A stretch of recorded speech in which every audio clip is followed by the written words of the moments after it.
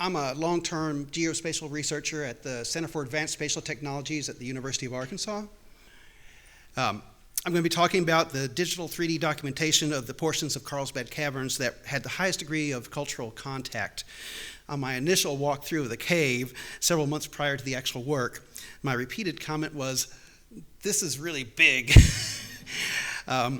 This rather apparent observation did drive quite a few of the decisions we have to make doing this project.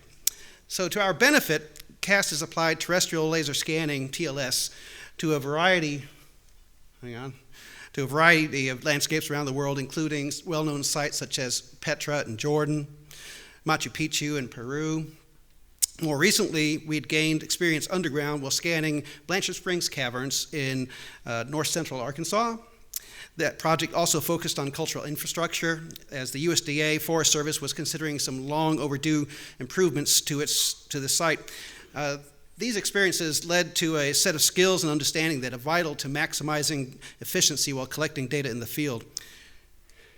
Also critical is an ongoing review of the data as it is collected. While invaluable to planning, this sequence of collecting, processing, and then reviewing the data in the field also guarantees long work days. The instrument used for this project was a Leica Geosystems ScanStation P40, which, though not a new release, still represents the state-of-the-art in terms of accuracy and speed. When purchased, its price was $123,000, not including the cost of software and maintenance. For that price, you get single-point 3D accuracy of 3 millimeters at 50 meters and 6 millimeters at 100 meters. A measurement rate of 1 million points per second at up to 120 meters and 500,000 points per second at up to 270 meters. And it's got a dual-axis liquid level compensator that maintains levelness within 1.5 seconds of angle. The P40 is a time-of-flight laser scanner enhanced by waveform digitizing technology. A pulse of laser lights emitted from the sensor, reflected in part or in whole from the surface that it strikes, and then it returns to the sensor.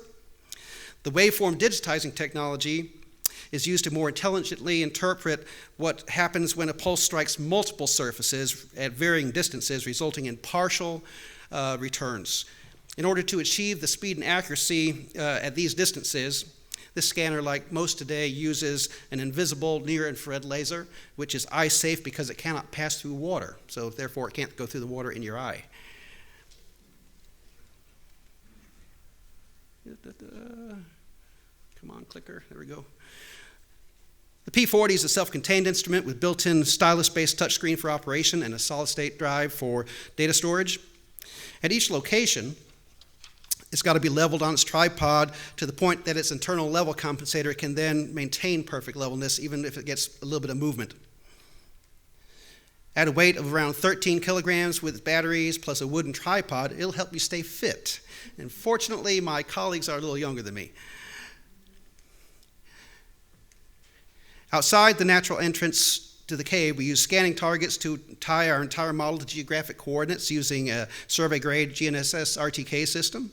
Working after hours to avoid people in our scans, we worked our way down the main corridor to the big room and lunchroom sections of the cave, always scanning from the modern trails as well as some lengths of the historic trails.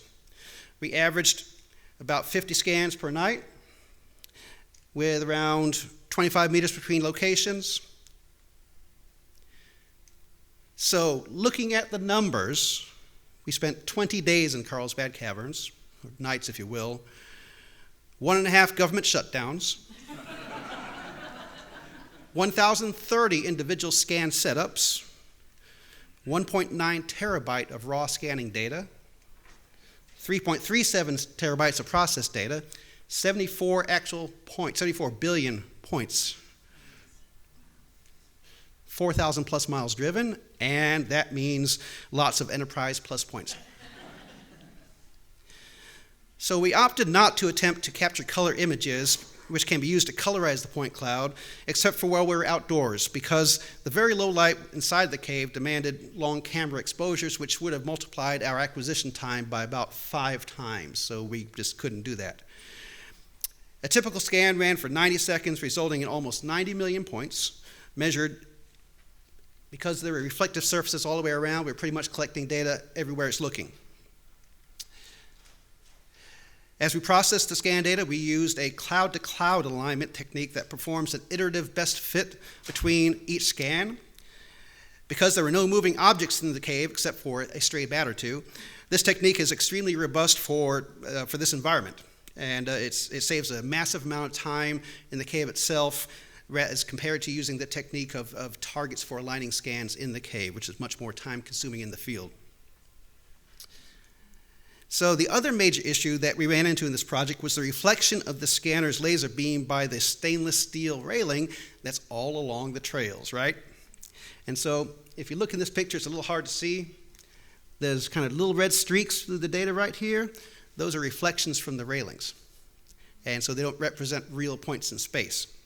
Thankfully, the railing isn't polished, so the reflected light is substantially lower intensity than the beam emitted directly from the scanner. So at first, we did a lot of manual cleaning trying to get rid of all this, but we eventually came up with a strategy to filter the returns by their intensity.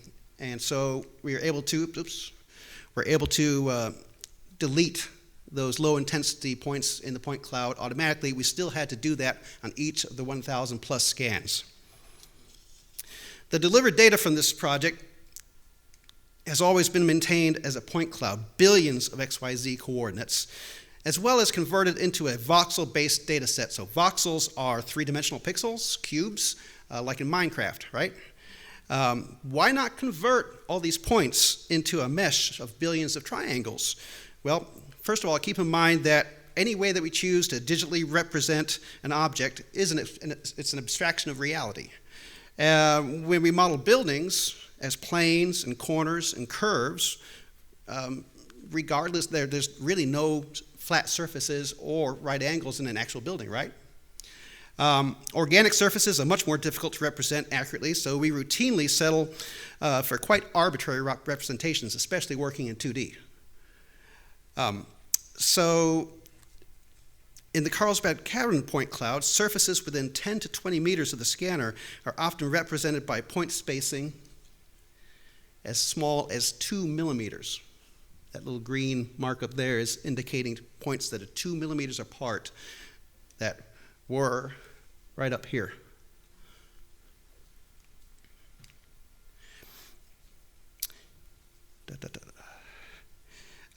Sorry, lost my place. At this density of measurement, does one even need a surface? Furthermore, areas in the cave that are highly decorated with smaller speleothems, such as soda straws, may not have a uniformly high point density from scanning due to obstructions and distance from the scanner, so meshing those features accurately would be extremely difficult, rather like meshing grass. So, besides visualization, there are many uses for the point cloud model. As a georeference survey-grade data collection, these data can be used to create the most accurate 2D and 3D maps of the cave to date. Although the data is normally viewed in a perspective mode, the viewer and prints produced through it can be switched to an orthographic mode, resulting in a constant scale across the image, whether it be in plan or elevation view. It's simple to take measurements of distance or angles to even fit simple lines, planes, or even cylinders to areas of the point cloud to estimate slope, volume, etc. It's easy to look for spatial relationships between disconnected parts of the cave. And view sheds can be established for any point in the cave. In particular, the 360-degree view from each actual scanner location already exists in the data set as something called a true space, and it can be viewed as a sphere. So this is the view from one scan location, and you notice there's no shadows, no data missing here because it's seeing something everywhere it looks, just like we do in two-dimensional photographs.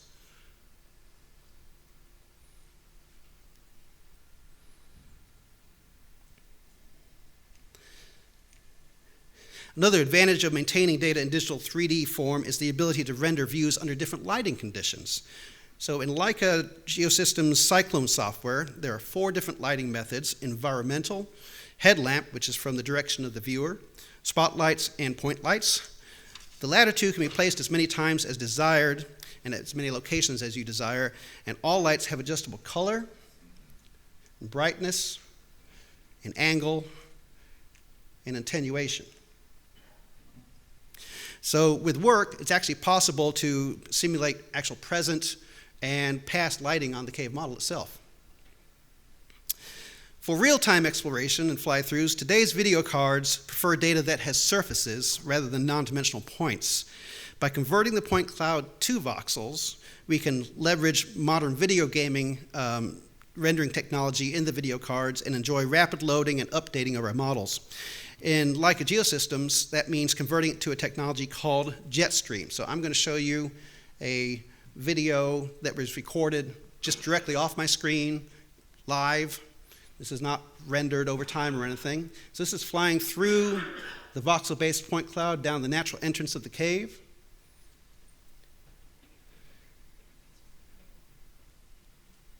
The purple areas that you see are where there are no data. And so we'll go through the death gate as it's known.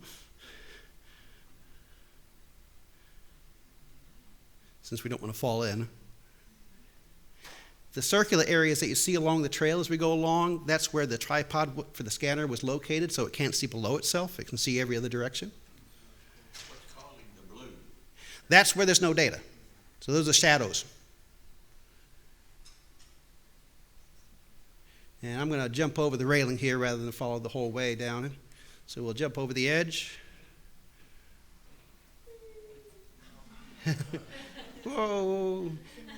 You ought to see me driving this. I like cringe and stuff. So now we're heading back under the amphitheater and into the main part of the main corridor. And where you see dark patches on the walkway here, that's damp places. So remember that near-infrared light's not reflected by water. How long a distance is that from the store? How long a distance was that from the store? Oh, so we're barely in the cave. Yeah, this is. But can you walk for 20 minutes and Oh, to here, that's like, what, not even 10 minutes if you're walking fast. Yeah. This is really where things start to Go down. Yeah. This is where the formations really start. Yep. At this point where we are at this moment. Right.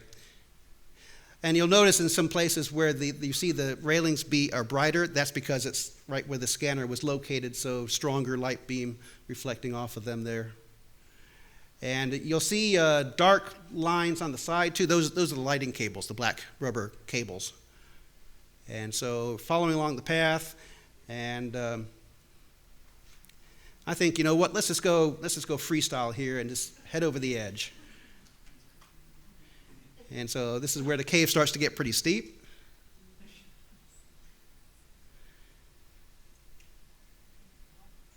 And we can see a bench up here, one of the electrical control panels here. And then the cave gets really steep.